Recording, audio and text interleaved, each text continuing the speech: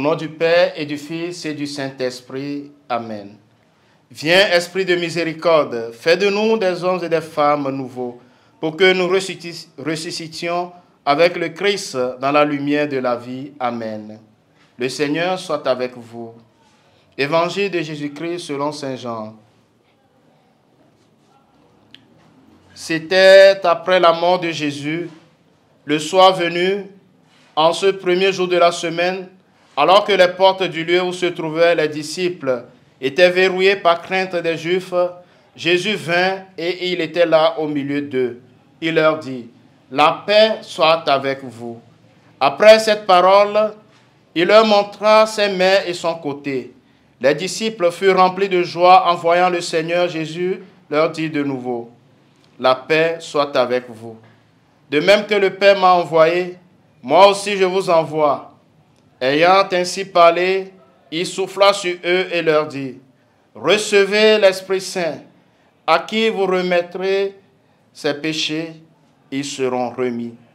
À qui vous maintiendrez ses péchés, ils seront maintenus. » Or, l'un des 12, Thomas, appelé Didyme, n'était pas avec eux quand Jésus était venu.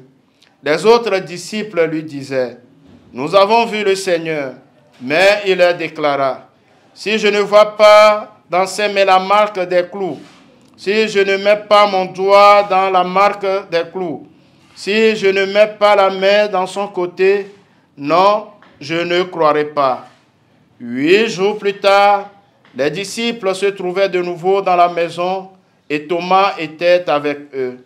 Jésus vient alors que les portes étaient verrouillées et il était là au milieu d'eux.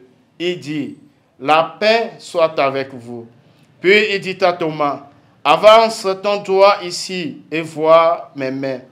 Avance ta main et mets-la dans mon côté. Cesse d'être incrédule, sois croyant. » Alors Thomas lui dit, « Mon Seigneur et mon Dieu. » Jésus lui dit, « Parce que tu m'as vu, tu crois. Heureux ceux qui croient sans avoir vu. » Il y a encore beaucoup d'autres signes que Jésus a fait en présence des disciples et qui ne sont pas écrits dans ce livre.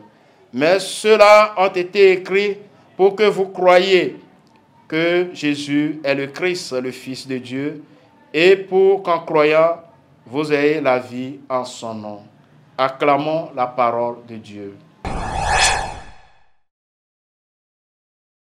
Chers frères et sœurs bien-aimés, la paix soit avec vous. En ce dimanche 7 avril 2024, deuxième dimanche de Pâques année B, nous célébrons la fête de la Divine Miséricorde. Ce mystère de notre foi nous rappelle que l'amour de Dieu est plus fort que le mal et que notre péché. Le Seigneur est toujours capable et disposé à pardonner nos fautes lorsque nous le lui demandons avec un sincère propos de contrition et de repentir. Il veut, par ce pardon, nous donner la paix. Heureux ceux qui croient sans avoir vu.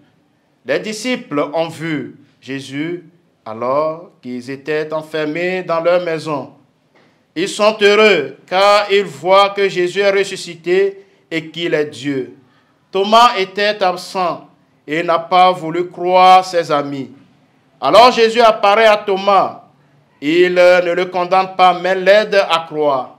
Sûrement, au moment où ils entendent ces paroles du Seigneur ressuscité, les disciples ne sont pas en paix parce qu'ils portent en eux la honte d'avoir renié et abandonné Jésus au moment de sa passion. En leur disant « La paix soit avec vous », le Seigneur leur fait comprendre qu'il les aime infiniment en dépit de leurs fautes et qu'il leur pardonne cet abandon. C'est cette paix que le Christ nous offre dans le sacrement de réconciliation. Après avoir vécu l'expérience de la miséricorde de Dieu, les apôtres sont maintenant envoyés par Jésus à être eux-mêmes des ambassadeurs et des instruments de sa miséricorde en leur accordant le pouvoir de pardonner les péchés en son nom. C'est l'institution du sacrement de réconciliation. Encore aujourd'hui, au moment de l'absolution, le prêtre impose la main sur le pénitent et c'est par le pouvoir de l'Esprit Saint que le pécheur est libéré du mal, pardonné et purifié. Il recouvre pleinement sa dignité de fils de Dieu et la vie de grâce. Thomas fera lui-même l'expérience de la puissance et de la miséricorde du Seigneur. En dépit de son manque de foi, Jésus vient à sa rencontre pour le relever et le fortifier dans sa faiblesse. Le Christ répond à la prière de Thomas qui exige de toucher ses plaies.